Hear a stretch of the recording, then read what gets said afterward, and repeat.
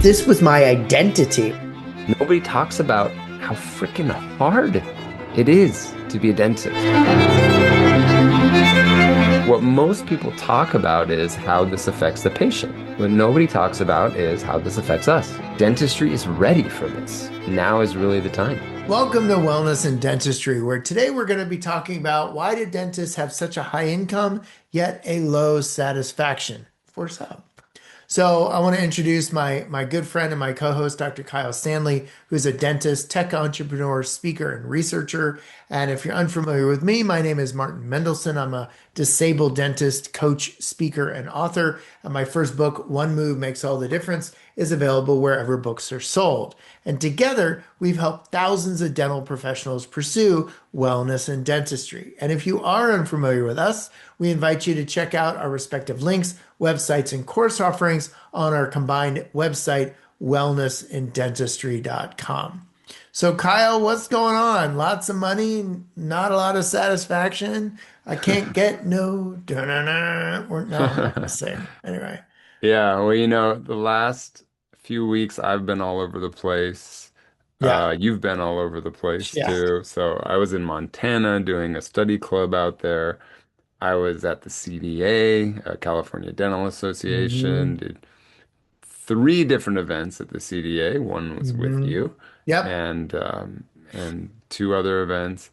And I always see people like this that are high income, they're making good Yeah. money, but they have low satisfaction. And Yep. where have you been the last few weeks?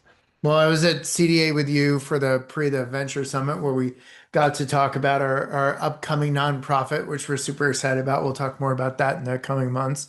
I actually was working with two different practices, kind of just a couple weeks apart. Nice. Both kind of larger practices, one 25-person practice and then a 15-person practice. And so really going through the motions to kind of create culture, accountability, and change Hmm. because both practices are successful practices. And at the same time, because two things can be true at the same time, they were having some challenges and they wanted to Yep. get better and be better. And it was really humbling to see the teams kind of lean in and want to do the work. So that was super cool. So yeah, we both been really, really busy kind of leading into the summer because, as you might imagine, folks, we record ahead of time.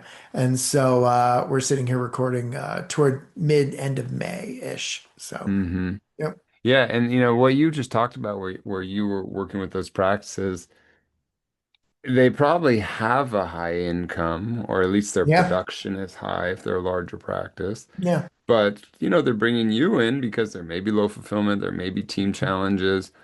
And I guess what I'm wondering is this a dentistry problem or is this a human problem? I Or think is it both? As you I said, think, two things can be true at the same. yeah, two things can be true at the same time. I would say that it's 60-40, 60 human, 40 dentist. So, Okay. 40 is a significant chunk, right? Yeah. While at the same time, it's still a leadership thing. And so I don't just work with dental professionals. I work with leaders of all types. I work with corporate folk, et cetera. And if we're going to sit here and think as dental professionals that this stuff only exists in dental practices, yeah, good luck with that because that's Hmm. not true. And so it's a matter of leadership. It's frankly a matter, and you heard me say this in Anaheim. We have got to stop kidding ourselves that what we do is unique. Now, my Hmm. standard caveat is when the patient's leaning back and their mouth is open, of course, what we're doing with them is unique. But everything else surrounding what's getting them in the chair and providing the care and leading the team isn't. And so, why are we so reticent to take lessons from, companies like Google or Apple or other, best practices from other leadership gurus? I think that's part of our problem, frankly, is that we aren't as open to those kind of learnings to help ourselves, frankly. Yeah, I've been through this challenge of having a high income and having low fulfillment.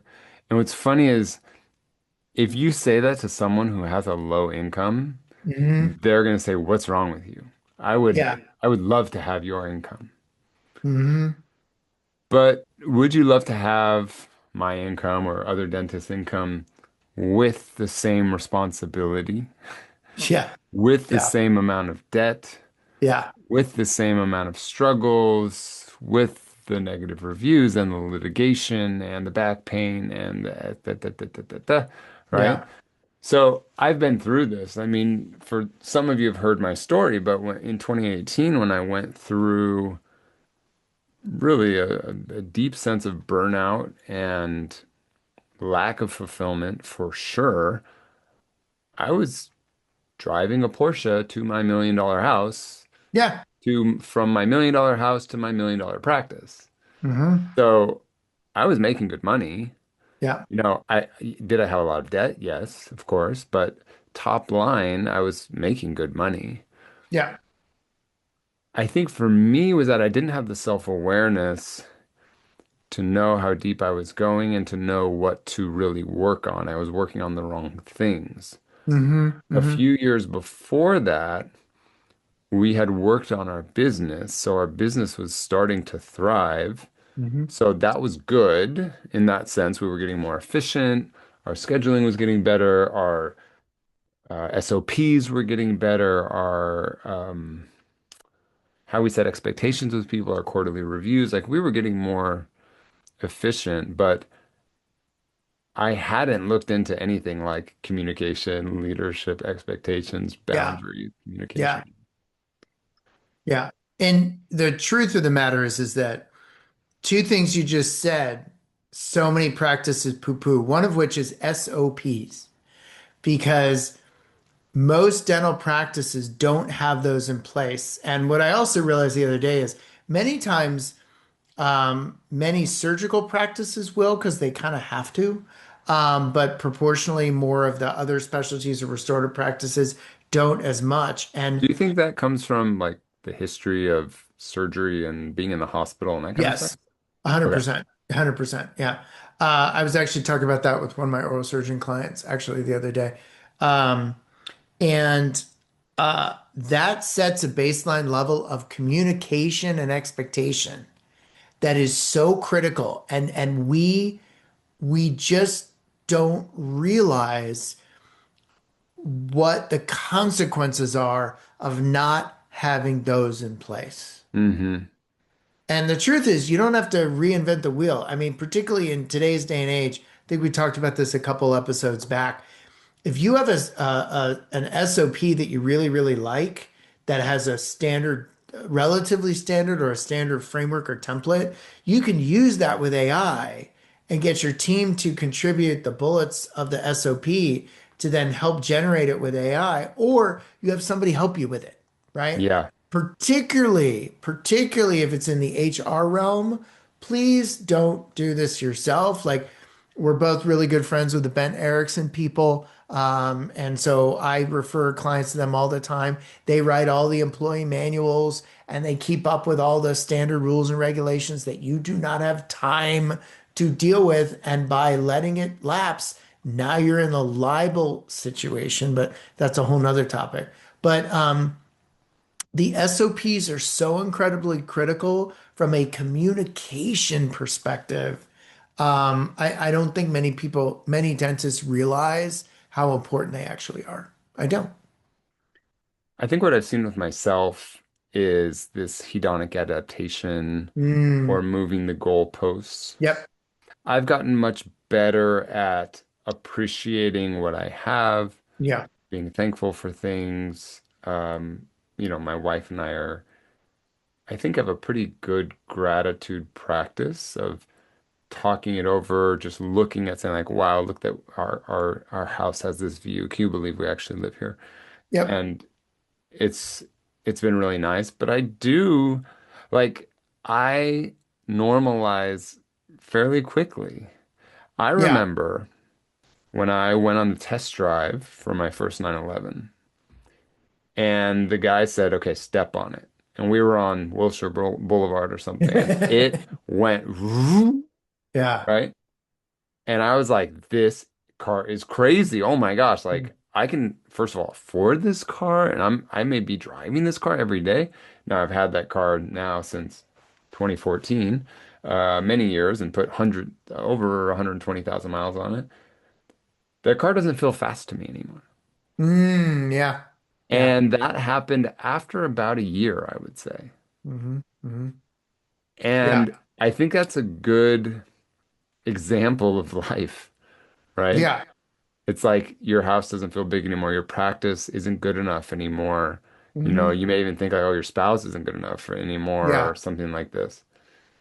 No, Can you and I, explain more about this idea of moving the goalposts and where yeah. this comes from? Because I know you've Yeah. gone deep into Yeah. this.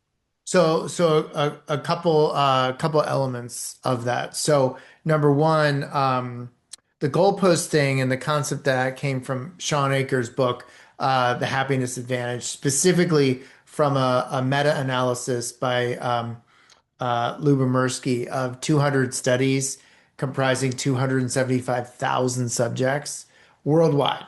So Wow. they basically asked them all kinds of questions like, what do you do? How much money do you have? Are you married? Or, all that stuff. Education, kids, grandkids, whatever. And the number one thing that drove contentment and happiness in life was not where they got in life, but the journey itself. So So true. how much money they had or prestige they had wasn't, the thing that was driving the greatest amount of happiness. Now, laying over that is the thing you just mentioned about hedonic adaptation, which is also where all of us, including Dr. Aker, got this idea of goalposts, which is this. They studied lottery winners and they wanted to see how happy they were after they won the lottery. And all of them were blissfully happy after they won the lottery. Of Shocker. course. But after a relatively short period of time, they all went back to their baseline level of happiness, whatever that was for them. And so all you have to do is think about the lexicon of pop culture and think about the celebrities, the people of note that unfortunately took their own lives or had addictions that hastened their death. And you think, why would they do that? They had it all. Well, they didn't think so. And they were Hmm. miserable. And this all goes to this thing of hedonic adaptation. We end up level setting to that new place, whatever that place is. It's the Porsche and it's the 0 to Yeah. 60 in X seconds. Well, now all of a Mhm. sudden, X seconds isn't fast enough, right? Yep. I've been driving a Tesla since 2018. I can tell you that, when I get into a rental car, I'm like, is this thing on? Like, what the heck? From an acceleration perspective. Yeah. Oh, So yeah. They're crazy. yeah, so you get used to this stuff, right? And so it's dangerous, particularly with us in dentistry, because we're so goal driven. It's like, okay, so we get out of dental school, woohoo, now we're happy. Practice, first Porsche in your case, Hmm. house, kids, spouse, etc. And then we start to ask ourselves the question, okay, now what? Yeah. So the income is nice. And look, my mother, who's still around, she'll be 95 this year. Wow. And I love quoting her because she says, money can't buy you happiness, sweetie, but it sure does help. And so I think that's kind of cute and funny and actually very insightful because Hmm. if we don't need to worry about certain basic things, that's a blessing. That's an absolute blessing. But then we got to be careful about, okay, but anything over that, what's actually Right. driving our fulfillment. So, yeah. I just think so many of us focus on, we put so much of our time, money, and effort into our profession and our hand skills. And that's why we don't have the fulfillment in our profession or in the other aspects of our life because we've just laser beamed everything into hand skills. Or you could Yeah. even say practice management skills too, although you and I both know most dentists don't Yeah. have practice management skills either. Yeah. But most dentists do have hand skills, and that's what we spend. That's what clinical courses we buy, Yeah. and that's what, new lasers we buy, and that's what scanners we buy, and that kind of stuff. Mhm. And I think that's a lot of that has to do with it because you see the people that are really fulfilled, they're not always the people that have the most money. They're usually the Yeah. people that have spent the most time looking internally. Yeah. Yeah. No, I look at myself and, I'm certainly closer to retirement than I'm farther, for gosh sakes. And, there is a benefit of age and a benefit of experience, because, I do quite well, but there have been periods in my life where I've made more. But I Mm. can honestly tell you I'm happier now. And, when things occur, good or bad, I flip into the gratitude place, because I say this all the time publicly on stages. I say, pick your meeting. Am I happy that I was asked to be here? Absolutely. But what am I happy about? It wasn't the invitation. It was the nights and weekends I spent studying, the financial risks that I took to pay for all of these certifications, which the last time I checked was close to six figures in spend. The professional risk I took to put myself out there, because how many people are talking about this stuff more today than when I started? So that's what I focus on, and that's what drives my gratitude, my contentment. And honestly, what it does is it helps me better navigate the bumps, or the low points, if you will, because the highs aren't as high and the lows aren't as low, because I'm looking toward fulfillment, not to the accomplishment, but to the journey that got me to a given place. I think there's a way of almost tricking our dental brains. And what I mean by this is, okay, so let me just go back a little bit. Hmm. We like accomplishment. I mean, almost anybody likes accomplishment, but I think Yeah. you take dentists, it's exactly that. Like, Yep. do well in high school, done. Yep. Yep. Do well in college to get into dental school, done. Yep. Get into dental school, done. Graduate from dental school, done. Take your boards, done. Get an associateship, great. Buy a practice, awesome. Hit a million, great. Like we love those accomplishments. Yep. But I think if you put effort into other things, you can still make accomplishments. And it's like the lagging indicator will be that you'll have more fulfillment. Yes. Because some of this was like this with me, when I started learning, let's say, reading self-help books Hmm. or more internal books about myself, reading Yeah. psychology stuff, taking courses from people. Mhm. I was still doing that, like, let me accomplish stuff. But the lagging indicator was that it was like putting spinach in a fruit smoothie for a kid. Yeah. It's like Yeah. Yeah. I was still getting the fulfillment out of it. I Yeah. was still getting the nutrition out of it, but I thought I was drinking a fruit smoothie. Does that make sense? It does, and I want to go back to this because what you're talking about is the nuance. And so, because I want to be very clear, there is nothing wrong with goal setting. Hmm. What we're proposing You though and I are is, very big on goal setting. So oh, absolutely. yeah. But the thing we're trying to communicate is what are we focusing on within the journey of achieving the goal? It's because James Clear talks about this in Atomic Habits. It's identity-based habits versus outcome-based habits. Yeah. And, truthfully, I was talking to one of my dentist clients today. I've read that book four times now. And it was only on the third read that I honestly went, oh my gosh. And I even missed it the first two times, which I find very interesting, which I can kind of map to my experiences in my professional leadership education journey. So what he talks about is, and I quote, the ultimate form of intrinsic motivation is when identity is why we're doing something, right? Right. I am a person that goes to the gym. I am a healthy person. I am a healthy person, identity, that therefore goes to the gym process Hmm. to therefore be in a healthy state, outcome. Hmm. If you say, I want to go get buff, therefore I'm going to go to the gym, therefore I'm going to be a good in shape person, that's outcome based. That's Hmm. when we're going to get into trouble. So if it's, I want to be the best dentist I can possibly be, therefore I'm not going to lower my standards. and the outcome will be great dentistry. That's going to be a lot different than if we say, um, I want to do a lot of dentistry for production. Hmm. Therefore, we're going to have a packed schedule. Therefore, I'm going to be a success. I'm going to feel like a successful dentist. Those are Yeah. two totally different things, right? This high income, do you think it can be a burden? And what I Sure. mean by that is because non-dentists see us as, oh, he or she makes a lot of money, then they should be expected to be happy. I would say it works both ways. It can be a burden internally and externally. And so what do I mean by that? Like, some of the Oh, like, what's practices, wrong with me? I make all this money. Why aren't I happy?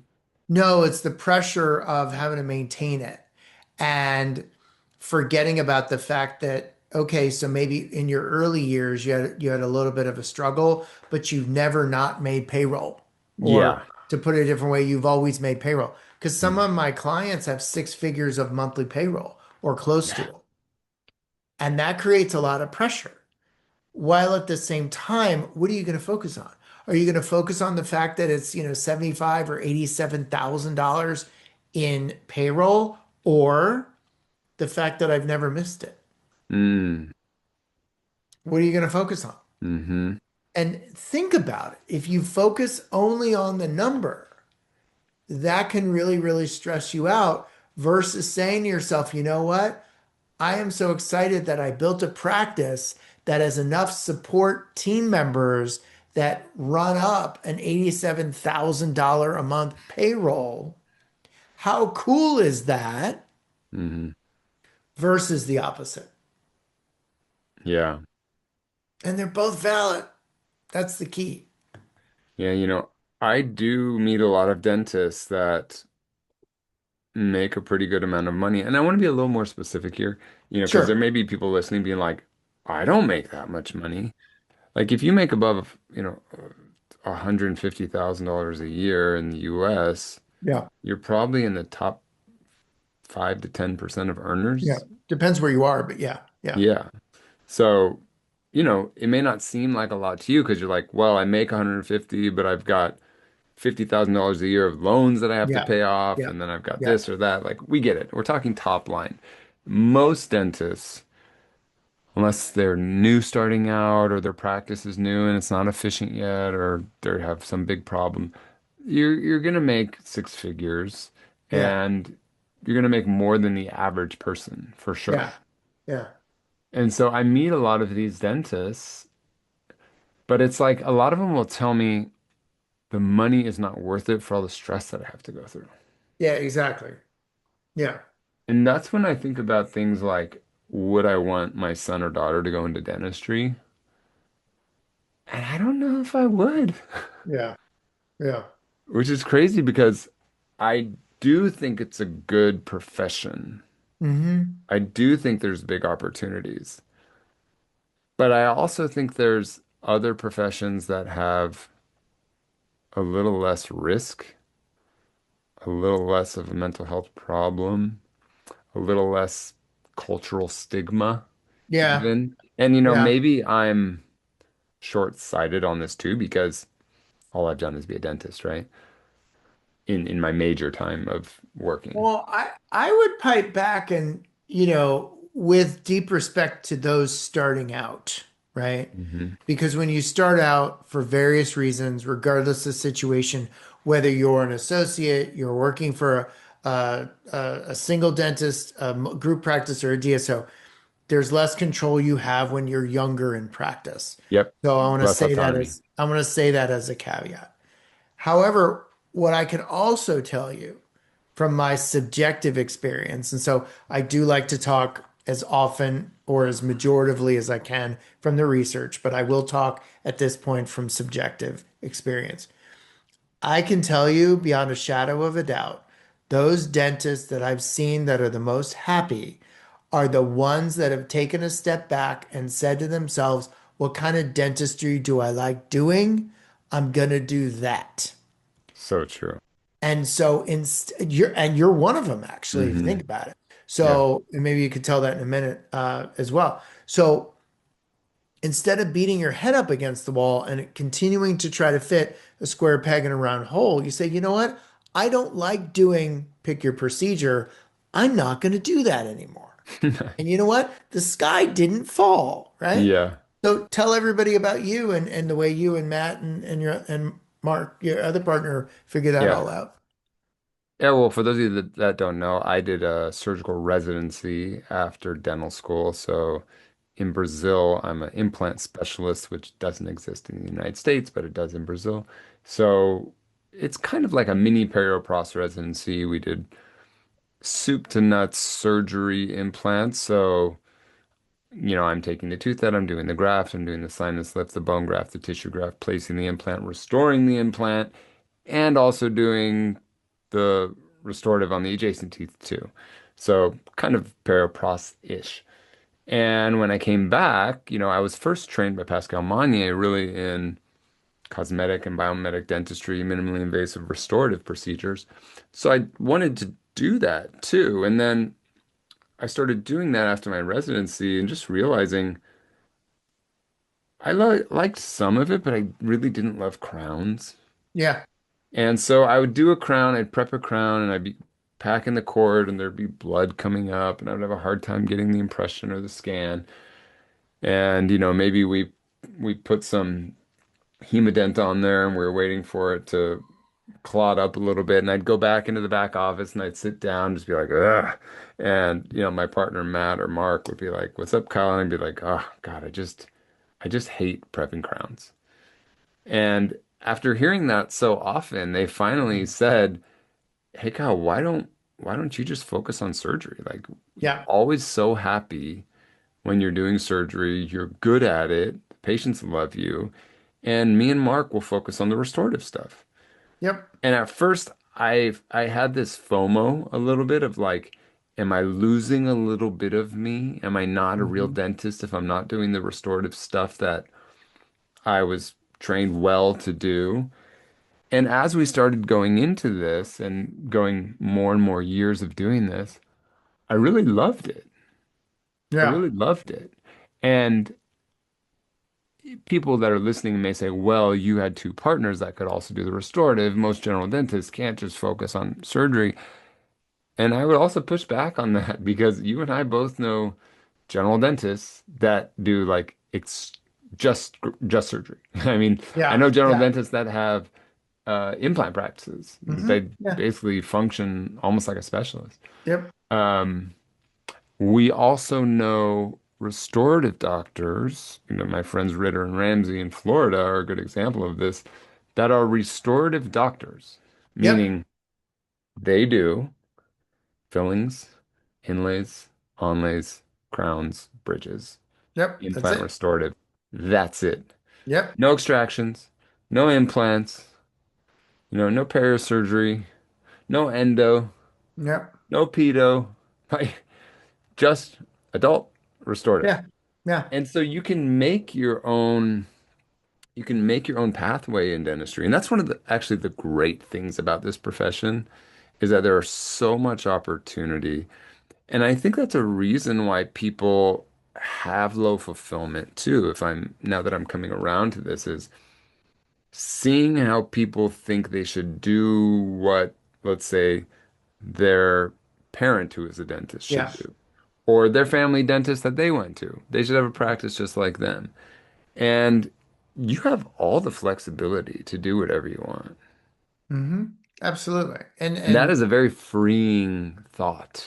oh yeah, absolutely. And by the way, folks, that also goes to administrative stuff as well. I use the example of myself all the time, where I said to Kyle one day, I was like, I just spent a week solid prepping for taxes. I'm never doing this again. Do you have a bookkeeper? And that's been the best thing I've ever done. And Yeah. so I have the ability to do it. I can't stand it. I don't know Hmm. why. I can't stand it. But you know what I do love? I love spreadsheets and I love, scanning receipts and I love dragging it into a folder. But Which is after funny that, because you'd think you would love I know doing bookkeeping too because they're so similar. it's so bizarre, right? But, she does all that stuff. And then if CPA has a question, they talk. I don't even talk about it. So, there's a lot to be said for doing the things that you love. Now, granted, again, let's go back a quick step because I started this by saying, caveat to people starting out. And Hmm. so there's a lot to be said for having something to look forward to, whether that's a simple vacation or the way you want to actually orchestrate your career. Because if you have a clear understanding, it's like, you know what? Currently, I'm in a position where I need to do X. I accept the fact that for the next year to three or whatever, I need to do X and not but, and I'm going to do what I need to do to prepare to get myself to Y. So actually, I just thought about this. I haven't thought about this in a while. Just last episode, we talked about my friend Bjorn, who is my dentist. Hmm. I met him at Spear because he was working for a DSO. He wanted to run a high quality restorative solo practice. He took every single Spear workshop in a year and a half Wow. because he wanted to get out of the situation he was in and be able to do the kind of dentistry he wanted to do. Now, interestingly enough, I remember the conversation. At the time, he said, "Oh man, I'm making a lot of money, but I'm using it to better myself, to get myself to the place I want to go." So, you know, be like Bjorn and, and have a thought and plan and mindset to get yourself to the next place. It's funny that you say that because I was just listening to a business coach's podcast, and it was someone that called in and said, I was just given $250,000 from my dad who passed away, and I have almost no skills. I don't have a job, and I don't want to waste my father's legacy. That's cool. And what this business coach told them was, I think you should spend almost all of that money on gaining skills. Mm, Hire coaches, take courses, go to meetings, yeah. figure out some skills that you can have because that will allow you to have earning potential for the rest of your life. And Yep. I just couldn't be more in line Yeah. um, with that advice because I saw that with myself. Sure. I saw that initially from taking CE courses in dental school. So at dental school where I went to, at the time, you could sign up for any of the CE courses that were there Oh, on the wow. weekends, and you didn't have to pay anything. That's amazing. Towards the end, I think they started charging us like $15 or something, basically just to pay for food. And the food was really good. Because these were like high-end courses. I mean, Yeah. these were like, a $4,000 weekend implant course, right? And I Hmm. would just take all of them. Me and my friend Matt would take all of them. We took so Hmm. many of these courses, and I got out of school, I think, knowing more about implants and surgery and the stuff Hmm. that I was really interested in than the average person. Then Yeah. I spent money and time and earning potential going to Brazil when my friends started to make money, right? So I was going negative. They were making money. But then as soon as I got out, I started making more money per day because I was doing surgery and I was doing sedation and implants and whatever. And then I think about it also with my speaking career. Mm. When I started really taking classes and focusing on the art of speaking, then I became a better speaker. Then I got paid more. Then I got invited more. Yep. And then, that led to learning how to do marketing and learning how to help companies and grow my own company to be fairly large. And so much of it comes down to skills. Now, on top of that, too, you have to remember that I also learned the mental skills. Yeah. 100%. So you can't just get all of the hard skills. I learned the soft skills as well. And I paid money for these. I Yeah. spent time on these. I Yeah. sacrificed doing other stuff, earning potential, so that I could learn these soft skills.